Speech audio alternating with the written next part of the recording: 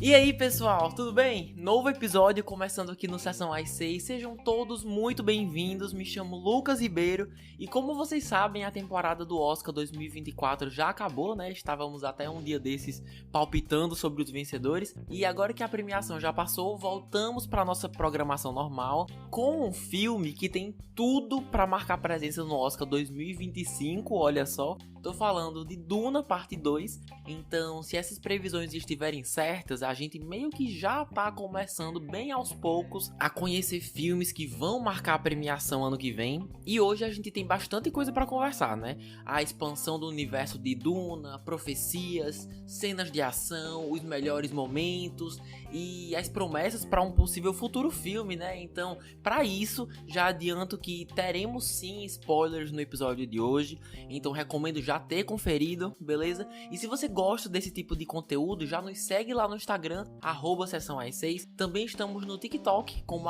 @podsessãoas6. E se quiser ouvir pelo YouTube, nosso canal é podcast Sessão às 6 mesmo. Assim fica bem mais fácil trocar uma ideia com vocês. Bora então começar, como sempre, com a sinopse. Espero que gostem.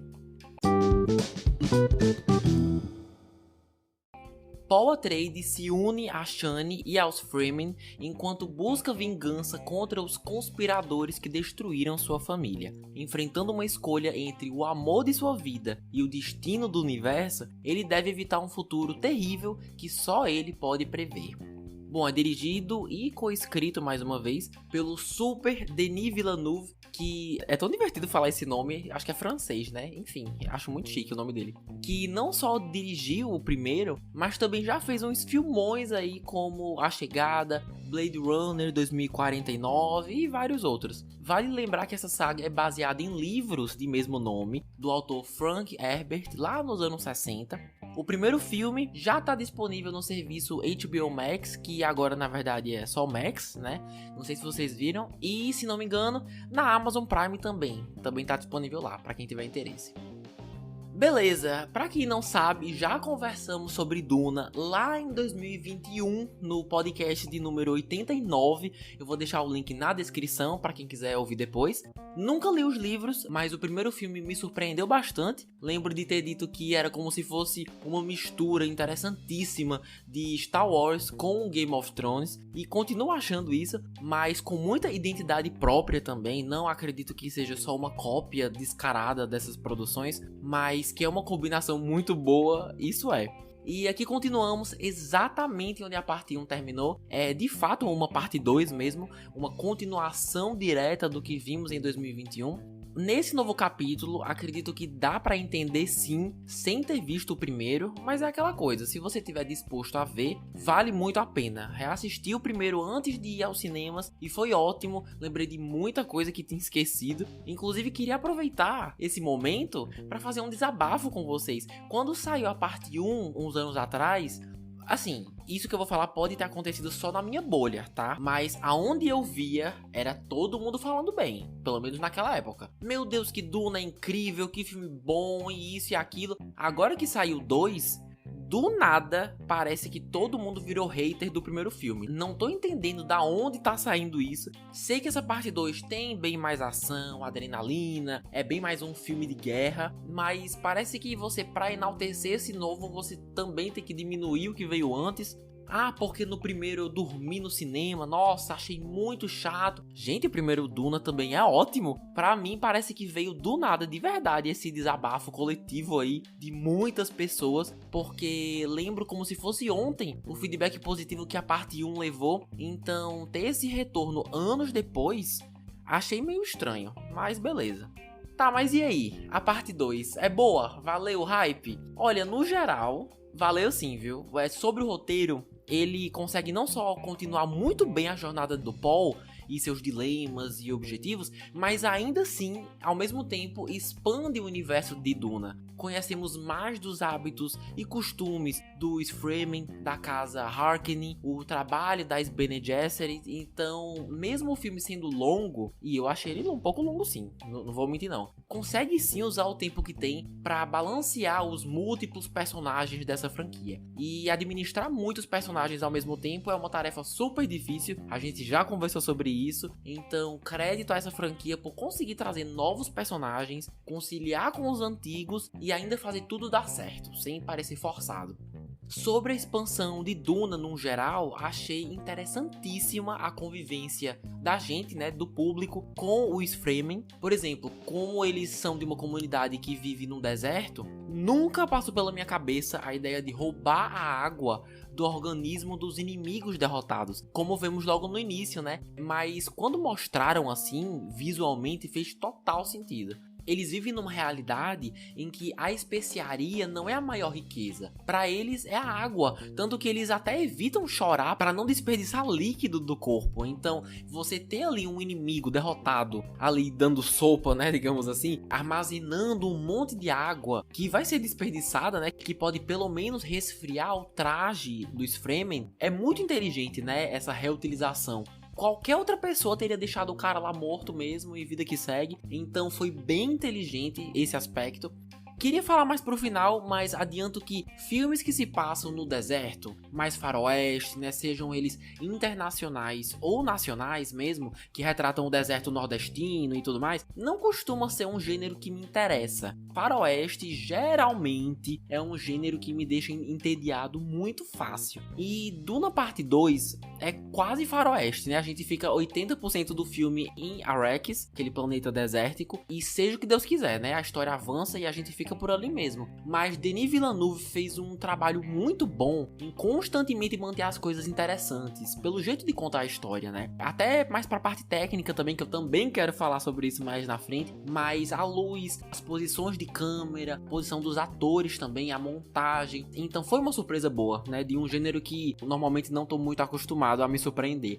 Mas, voltando pro roteiro, ainda tiveram dois aspectos dos Fremen que me surpreenderam. Primeiro, as lutas em combate e os grupos religiosos. No primeiro Duna, você já entende o contexto religioso da profecia de que um dia, né, o Messias ia vir e guiar o mundo, os Fremen, para uma vida melhor, livre da opressão, mas mesmo assim eu não tinha ideia do quão religioso Duna Parte 2 seria. Sério mesmo, aquele discurso do Paul no terceiro ato, para dezenas, centenas de pessoas, já abraçando completamente a ideia do Messias e falando para multidões que ele é o predestinado, e todo mundo gritando seu nome, se ajoelhando. A sonoplastia também ajudou muito nisso, mas assim, foi algo que me surpreendeu bastante. O quão determinado esse filme tá em mostrar mesmo, sem medo, o impacto da profecia das Bene Gesserit, poder do fanatismo religioso como resposta ao desespero por uma vida mais digna, né? A ideia de um salvador que pegue toda a dor dessa comunidade e transforme em justiça, e que um dia isso vire paz. A coragem para mostrar o jeito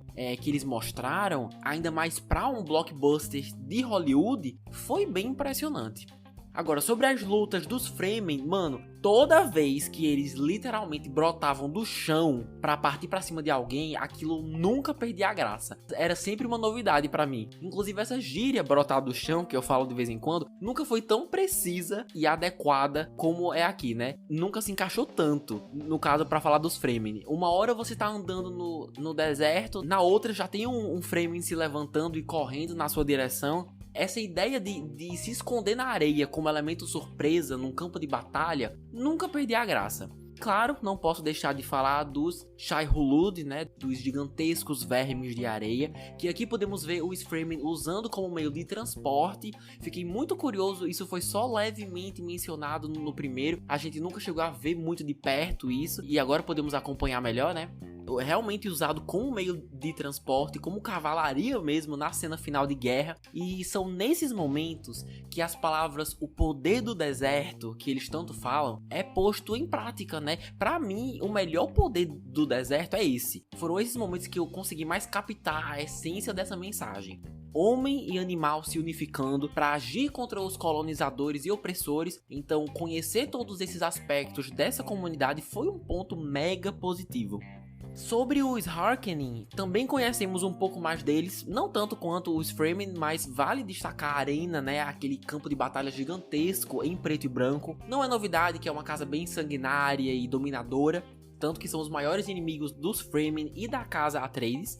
E a sequência toda serve para mostrar que são práticas bem normalizadas. Lutar até a morte, não como necessidade, mas por diversão e entretenimento. Isso a gente vê bem pelo personagem do Austin Butler, que eu não tenho ideia de como se pronuncia. Já tentei, mas eu não vou nem tentar aqui durante a gravação para não passar vergonha. Mas nesse filme ele super foi a personificação da tirania de Harkonnen. E personagens mais agressivos assim, quando chegam nas cenas de ação, deixam tudo mais interessante. Esse filme no geral é mais voltado para um cenário de guerra mesmo, pelo menos na última hora. A história é mais estratégica, prepara bem o terreno para a guerra, e quando ela finalmente chega, é bem impressionante. Pelo que entendi, essa é só uma amostra do que o terceiro filme vai ser, já que terminamos com o início da Guerra Santa, mas isso a gente vai falar mais pra frente. Quanto aos melhores momentos, tivemos muitos ótimos, não sei quais foram os seus, inclusive comentem aí que eu quero saber, mas o meu favorito, que me envolveu completamente, me deixou tenso do início ao fim da cena, é a luta entre Paul e o personagem do Austin Butler, que eu gosto inclusive de chamar de Elvis Presley, né, porque é mais fácil. Acho que vocês sabem que o Austin Butler é o mesmo ator que interpretou Elvis Presley uns anos atrás. Mano, aquele combate, na minha opinião, final entre eles dois é simplesmente impecável. Se você procurar um erro assim, eu não acho que dá pra encontrar. A luz, aquela parte mostrando segundos antes deles se enfrentarem, a silhueta um do outro e o fundo todo laranja. A coreografia dos dois é muito bem feita, perfeita. A postura de cada um, o receio de quando o Austin Butler viu que o Paul parecia ter um afeto ali pela Shani e começou a andar em direção a ela, né? Aquele suspense foi ótimo. Tudo muito rápido, mas que dava pra entender o que tava rolando. Já perdi a conta de quantos filmes com cenas de luta já vi que não dava pra entender nada. Uma coisa escura, mal iluminada. Mas aqui, sem dúvidas, não só foi perfeito, como foi a melhor cena do filme pra mim. Sobre pontos negativos, não consigo pensar em muita coisa. Tudo que não me atraiu no filme são mais coisas que pessoalmente, como espectador, eu achei mais ou menos, ou não muito convincentes, do que de fato ser um problema gigante de escrita do roteiro, sabe? Eu reconheço isso. Por exemplo, mesmo tendo mais ação, pra mim essa parte 2 é tão densa quanto a parte 1 em termos de mitologia, se não mais densa. Acho que é ainda mais, na verdade. Não sei se foi o caso de vocês, mas para você entender o ponto de vista e as motivações de todas as peças desse tabuleiro, né, que são os personagens, a pessoa tem que ter uma atenção assim redobrada para garantir que entendeu tudo. E olha que eu ainda assisti 2 vezes, né, para garantir que eu chegasse nessa gravação minimamente preparado. Enquanto no primeiro, eu senti que as coisas fluíram um pouco mais fácil, pelo menos para mim, onde pude me divertir e ainda entender, né? Já nesse segundo, é tanta mitologia que, pra garantir que eu não perdesse nada, meu foco foi só entender, sabe? A diversão ficou em segundo, terceiro, quarto lugar. A questão é que Duna continua sendo uma franquia muito densa, e isso não precisa ser algo ruim, depende do seu ponto de vista, né? Pra minha experiência, acabou prejudicando um pouco. Tanto que é o tipo de saga que quanto mais eu revejo, mais eu entendo. Por isso que eu falei que depende do ponto de vista, porque isso do ponto de vista da bilheteria, uma pessoa que não entende muito e precisa ver de novo, e de novo, e de novo, isso pra bilheteria é ótimo, né? Mas assim, já falamos dos números, porque queria falar uma última coisa do roteiro que eu não curti 100%, é besteira, mas é a água da vida. Não sei se vocês notaram, mas as 2 únicas pessoas que beberam desse negócio viraram personagens completamente diferentes, tanto o Paul quanto a Jessica, né, a sua mãe. E a impressão que me deu é que essa água, que a gente sabe que é o veneno extraído dos vermes de areia, essa água tem um poder de mudar totalmente a pessoa que o bebe para servir em função do roteiro.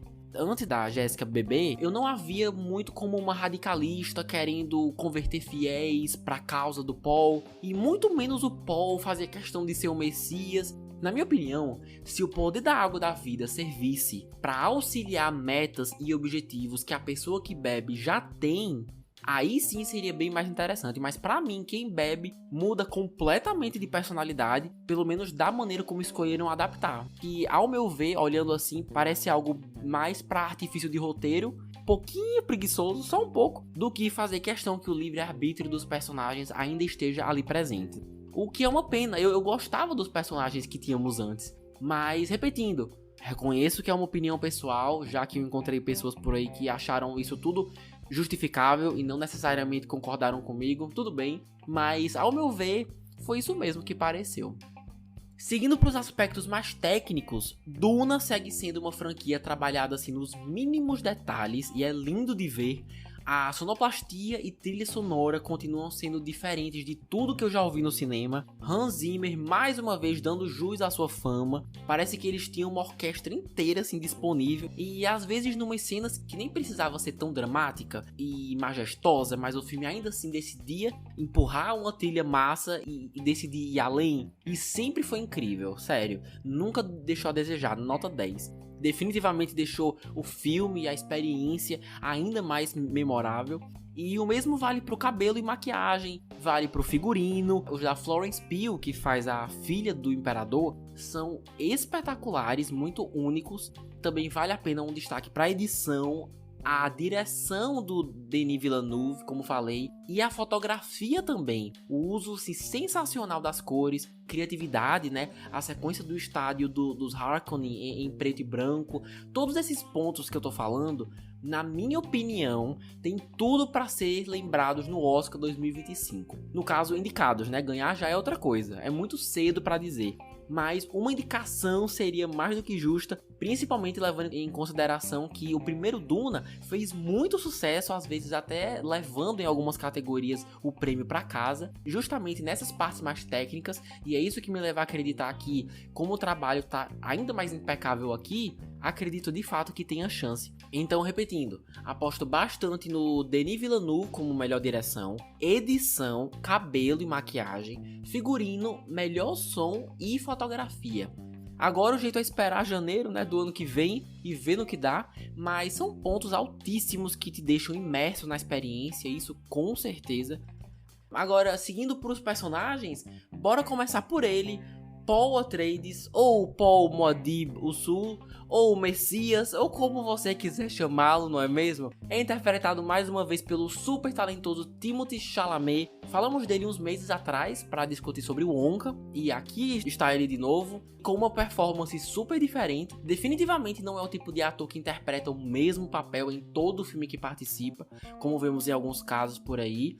Paul começa essa segunda parte sem muito interesse em cumprir profecia alguma, mas além de querer vingar a morte do pai, enfrentando os Harkonnen, quer livrar os Fremen de décadas de opressão que tem sim afetado o planeta deles, né, que virou um deserto sem fim. Então a ideia de se aliar a eles como um guerreiro disposto a fazer o que o pai não pôde por um bem maior é um arco muito nobre que diz muito sobre a sua pessoa.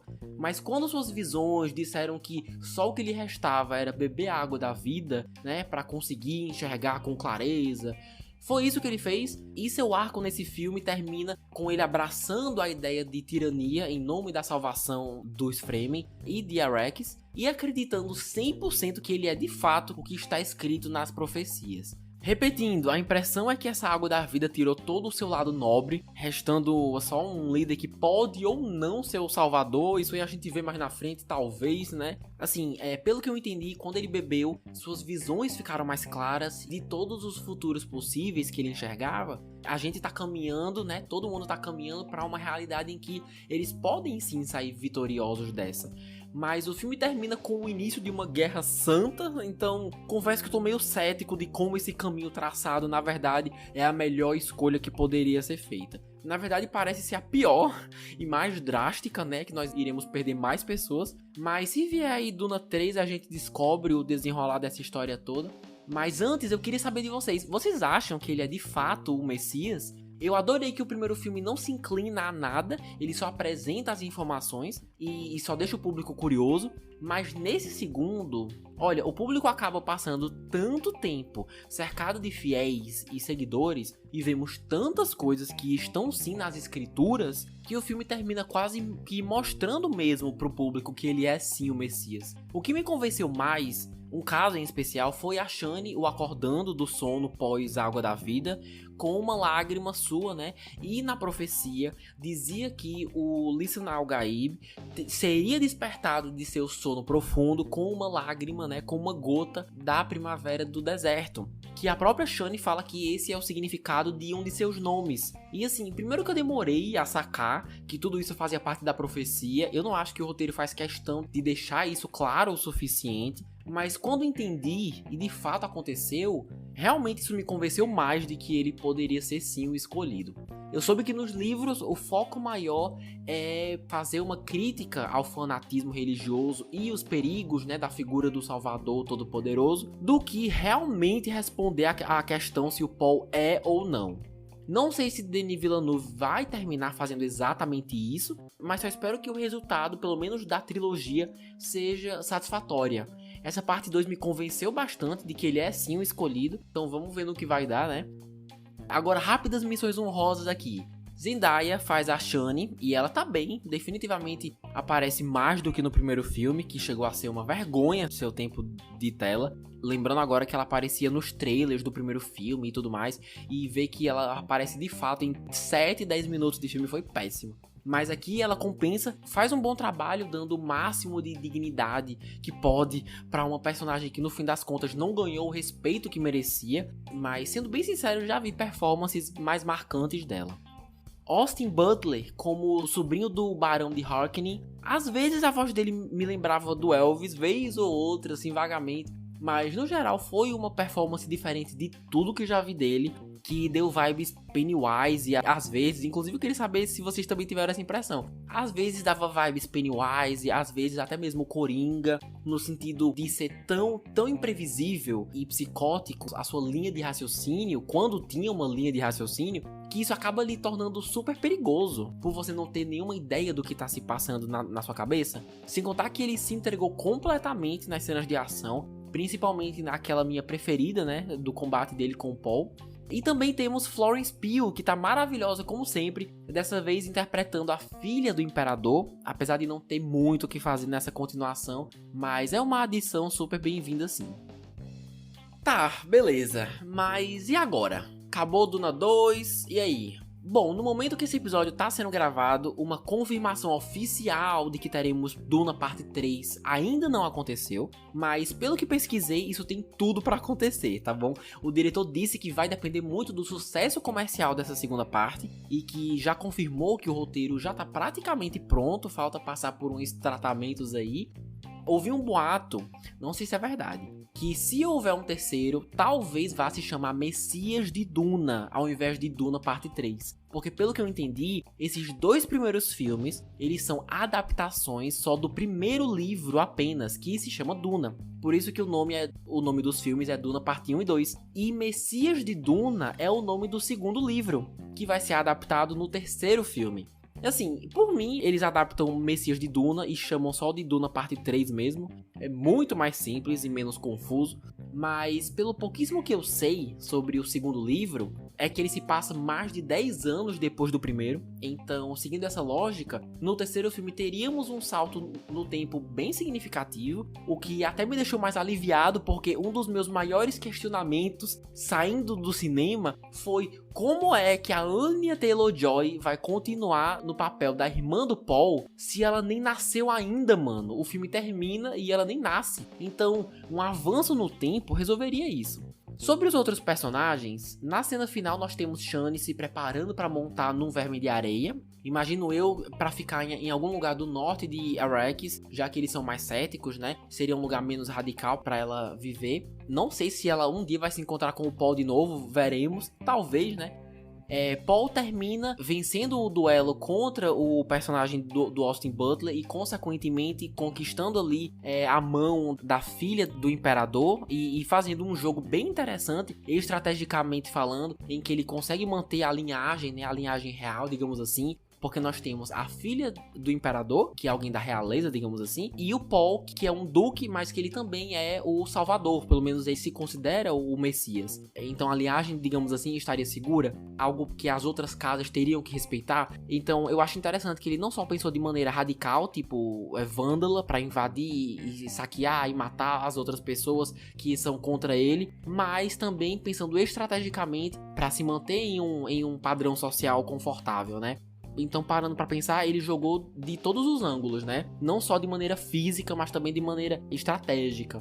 Sem contar que ele termina também liderando uma multidão de guerreiros dispostos a enfrentar as casas maiores, que são as outras casas, né? Os outros planetas com outras famílias riquíssimas, imagino eu, que nós não conhecemos ainda, porque elas se recusam a reconhecê-lo como novo imperador. Então, inclusive com sua mãe e mais uma galera indo atrás e dando início realmente à Guerra Santa. E eu me pergunto se vamos ver todo esse desenrolar, porque se realmente a parte 3 tiver um avanço no tempo, a gente não vai ver nada disso. A não ser que esse avanço seja lá pra metade do filme, aí sim. Inclusive eu iria preferir muito mais isso. Agora, o que eu tô curioso mesmo é ver aquilo que eu tinha falado antes, se a visão que o Paul tá seguindo é de fato o melhor caminho a ser seguido. Ele mesmo disse na metade do filme que ir pro sul ia ser ruim porque lá ele abraçaria o seu poder e isso desencadearia uma guerra santa com muita fome e miséria. Sem contar com a visão da morte da Shani, né, com o rosto todo desfigurado. Então ainda não consegui entender como que fazer exatamente o que não se deve é o melhor caminho pra tudo isso. Tô meio cético nesse quesito, como eu falei antes, mas também curioso, né? Então é isso que importa.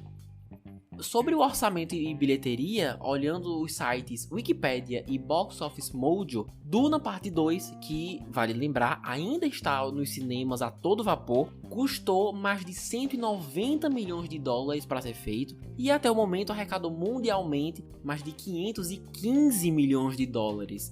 Tá há poucas semanas em cartaz e já arrecadou mais do que a bilheteria inteira do primeiro filme, que foi quanto? 433 milhões. Olha só que maravilha. Não sei se essa parte 2 chega a 1 bilhão, mas acredito que chega na faixa dos 650 para 700 milhões, o que é um valor maravilhoso e com certeza um retorno financeiro suficiente para termos Duna Parte 3, ou seja lá como vai ser chamado. O que é ótimo, né? Uma ótima notícia aí para os fãs da saga.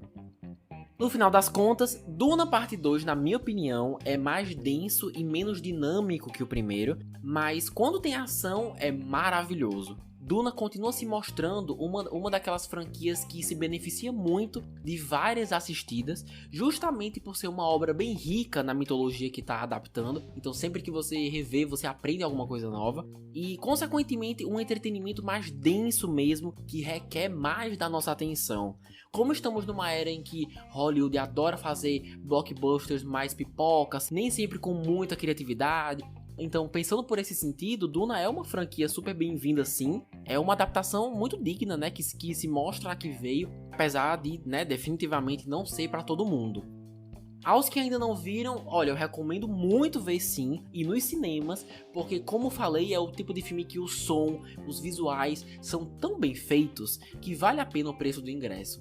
Isso se você tiver interesse e condições, né? Lembrando que em várias franquias de cinemas, de segunda a quarta, fica a dica, o preço do ingresso é mais barato, então vale a pena pesquisar. Ainda tem umas coisas para processar desse filme, não tenho certeza se entendi tudo 110%, mas no geral diria que o primeiro foi mais simples e tranquilo de acompanhar. Já nesse aqui, diria que terminei perdendo bastante interesse pelo protagonista, que termina jogando pelo ralo vários princípios que tinha sem nenhuma razão muito convincente. Em termos de história mesmo, acho que vai virar o tipo de franquia que me prende bem mais pelo plot principal e principalmente os personagens secundários, o carisma desses atores, do que pelo próprio protagonista mesmo, né? Sinto dizer. E vocês, gostaram mais dessa parte 2 ou não? Acham que Paul é de fato o profeta ou vai ter uma reviravolta aí mais na frente e na verdade era outra pessoa? Ou será que nem profeta tem? Mandem seus comentários, suas impressões lá no Instagram, @Sessão às 6, ou no YouTube mesmo. Estamos como podcast Sessão às 6, não tem erro. Já se inscreve lá para ficar por dentro das novidades. Já envia esse podcast também para quem vocês conhecem que curtiu o filme e já tá criando várias teorias que ajudam demais o projeto a alcançar mais seguidores. E assim, meus queridos, vamos chegando ao final de mais um episódio. Muito obrigado aos que escutaram até aqui. E daqui a 15 dias espero poder trocar uma ideia com vocês sobre uma série que estreou faz tempo, viu? Nossa, faz muito tempo. Na Netflix, tô super atrasado, nem me fale. Sobre um pequeno dominador de ar, talvez. Um menino careca que tem uma seta na testa, não sei. Até lá, já sabem aonde me encontrar, tá bom? Um beijo enorme e até mais. Tchau.